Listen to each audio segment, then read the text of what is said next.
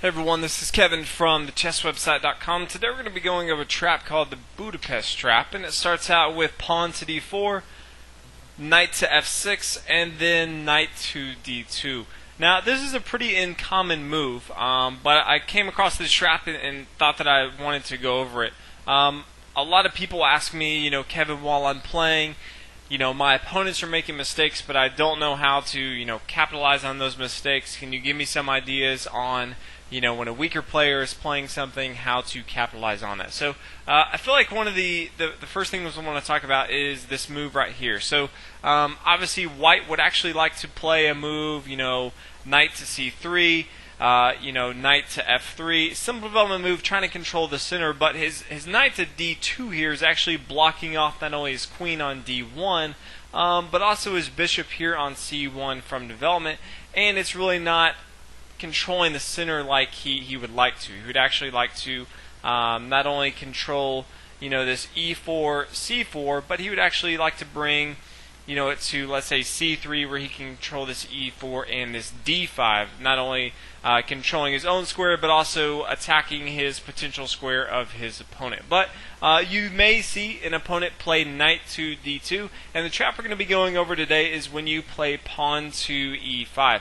If you're familiar with the Budapest Gambit at all, it typically arises from this: moving your knight to f6, and then you're going to sacrifice this pawn here on e5, and then you're going to use all your knights to counterattack that and try to get that material back. So after the pawn takes on e5, Black's going to now play knight to g4. Now I do want to go over some of the variations that you may see anytime I go over a trap. I do like to go over what happens if they don't fall for the trap, but first I do want to go over what the trap is, just in case someone wants to see the trap and then stop watching the video. So the trap is, anytime you have a knight here on g4, it seems to be, everyone feels like they have to play pawn to h3. It could be a bishop here, it could be a knight here, but they just feel like they have to play pawn to h3. Very common move that I see a lot, especially in blitz games.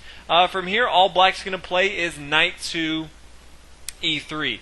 Now, if White takes here on e3, then it's going to be checkmate. If he does not take, then he's obviously going to be losing his queen. So he can choose if he wants to lose his queen or checkmate. Either way, it's going to be a very, very easy win for Black. Now, if he does take with his pawn here on e3, then Black can come in and play queen to h4 check. The only move that White has is pawn to g3, and then queen captures on g3 and checkmate. So this is the Budapest Trap. It's a fantastic trap, especially if you can actually play it on someone. Again, this is only 6 moves, so pretty cool trap if you can actually lay it on someone.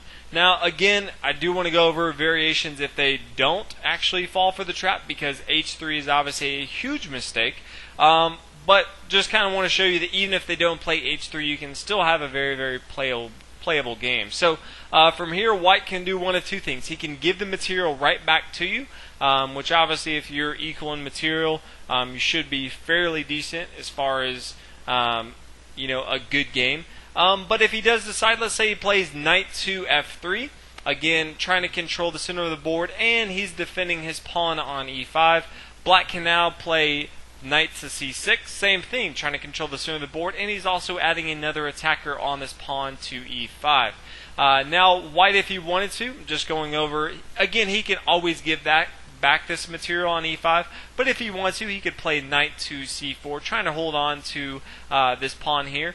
Black can now play bishop to c5. Again, critical square for Black anytime if he can get his dark square bishop here, attacking this weakness on f2 for White here. Again, he has 2 attackers here, his knight on g4 and his bishop on c5, attacking this weakness on f2. So for here, White can always play pawn to e3, trying to mitigate that attack here. And then Black can just play queen to e7. So as you can see, White's going to be giving back this material. Black just has too many attackers on this pawn on e5.